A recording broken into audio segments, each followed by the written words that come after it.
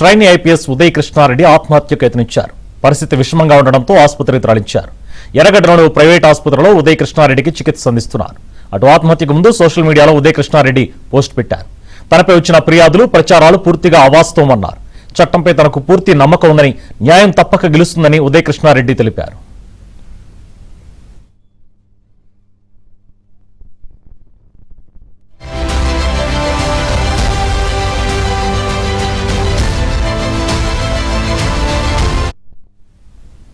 ఉదయ్ కృష్ణారెడ్డి ఏ తప్పు చేయలేదని, ఆయనపై జరుగుతున్న ప్రచారాలని అవాస్తవాలని సోదరుడు ప్రణయ్ కృష్ణారెడ్డి తెలిపారు. మహిళా ట్రైనీ ఐపీఎస్ ఆరోపణలన్నీ నిరాధారమైనట్టున్న ఉదయ్ కృష్ణారెడ్డి సోదరుడు ప్రణయ్ కృష్ణారెడ్డితో మా ప్రతినిధి Shashi face to face. Trainee IPS Uday Krishna Reddy suicide attempt పాల్పడ్డారు. సో ప్రజెంట్ ఇదే విషయం గురించి మనతో మాట్లాడడానికి ఆయన బ్రదర్ ఉన్నారు, ఆయనతో మాట్లాడదాం. చెప్పండి, అసలు ఉదయం ఏ సమయానికి తీసుకొచ్చారు? ఆయన విష పదార్థం తీసుకున్నారని చెప్పేసి అంటూ ఉన్నారు. అసలు ఏమైంది?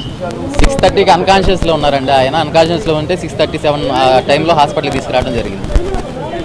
అసలు ఏం తీసుకున్నారండి అసలు నిజంగా అన్కాన్షియస్లో ఉండడానికి? అది ఏదైనా ఆల్కహాల్ తీసుకున్నారని చెప్పేసి కొంతమంది అంటారు, శానిటైజర్ తీసుకుని కొంతమంది అంటారు, రకరకాల ప్రచారాలు నడుస్తాయి. యాక్చువల్గా రిపోర్ట్స్ ఇచ్చిన ఒక 1 అవర్లో వస్తాయి. డాక్టర్లు కూడా శానిటైజర్, స్లీపింగ్ పిల్స్ కన్జ్యూమ్ చేసినట్టు ఉందని చెప్పేసి ఆ రిపోర్ట్స్ వస్తే కానీ తెలియదు. ఇవి వచ్చిన తర్వాత ఫర్దర్ ట్రీట్మెంట్ స్టార్ట్ చేస్తారు. 2 రోజుల నుంచి ఆయనకు సంబంధించిన మానసిక పరిస్థితి ఎలా ఉండేది సార్? ఎందుకంటే చాలా స్ట్రాంగ్ ఆయన. ఆ కేసు నమోదైనప్పటి నుంచి విషయం తెలిసిన తర్వాత మీ దగ్గరకు వచ్చాక ఎలా ఉండేది?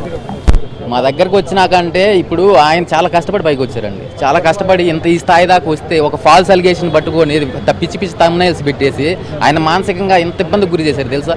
నిన్న ఆయన ఆ స్క్రోలింగ్ చూసినాక చాలా బాధపడ్డారు. ఆయన సస్పెండ్ అని చెప్పేసి వస్తుంది, ఎన్పీ నుంచి ఆయన పంపించారని చెప్పేసి అంటూ ఉన్నారు. అసలు సస్పెండ్ చేశారా లేకపోతే ఈఓఎల్ ఇంటికి పంపించారా? అసలు ఏం జరిగింది? ఈఓఎల్ పెట్టుకుని వచ్చారండి. ఈఓఎల్ పెట్టుకుని వచ్చారు. ఆల్ ఆఫ్ సడన్ నిన్న ఇట్లా స్క్రోలింగ్ రావటం ఆయన చాలా ఇదయ్యారు.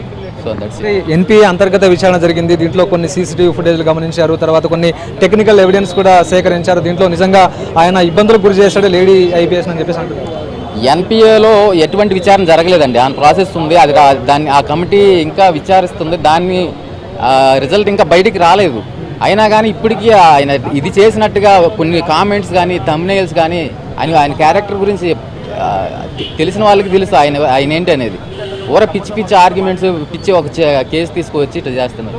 లేడీ ఐపీఎస్ గురించి మీతో ఎప్పుడైనా పంచుకున్నారా? లేకపోతే ఈ అంశాలు కావచ్చు, లేకపోతే అంటే ఈ కేసు నమోదైన తర్వాత అంతకుముందు ఎప్పుడైనా చెప్పుకున్నారు? అవి నేను తర్వాత మాట్లాడతా అండి. నేను ఇప్పటికే చాలా పెద్ద ఎత్తున ప్రచారం నడుస్తుంది. ఆయన వ్యక్తిత్వ హననం కావచ్చు, లేకపోతే ఒక అమ్మాయిని ఆయన హింసించాడు, ఇబ్బంది పెట్టాడు, తర్వాత అటెంప్ట్ చేశాడని చెప్పేసి రకరకాల ప్రచారాలు నడుస్తున్నాయి. మరోవైపు సోషల్ మీడియాలో కూడా పెద్ద ఎత్తున ప్రచారం కూడా నడుస్తుంది. ఏం చెప్తారు? ఇప్పుడు ఆయన ఏంది అనేది తెలిసిన వాళ్ళకి ఇది ఫాల్స్ అలిగేషనా లేకపోతే ట్రూ అనేది ఆయన తెలుసు. ఇప్పుడు ఆయన చిన్నతనం నుంచి కానిస్టేబుల్, తల్లిదండ్రులను చిన్నప్పుడు కోల్పోయి ఒక 19 సంవత్సరాలు కానిస్టేబుల్ అయ్యి మళ్ళీ దాని తర్వాత ఐపీఎస్ అవి దీనికి మధ్య ఆయన అంతా స్ట్రగుల్ అయ్యి ఉంటారు. ఆయన అతను ఇట్లాంటి చిల్లర పనులు చేశారని అంటే ఎవరో నమ్మరు. దానికి మేము లీగల్గా ఎదుర్కొంటాం.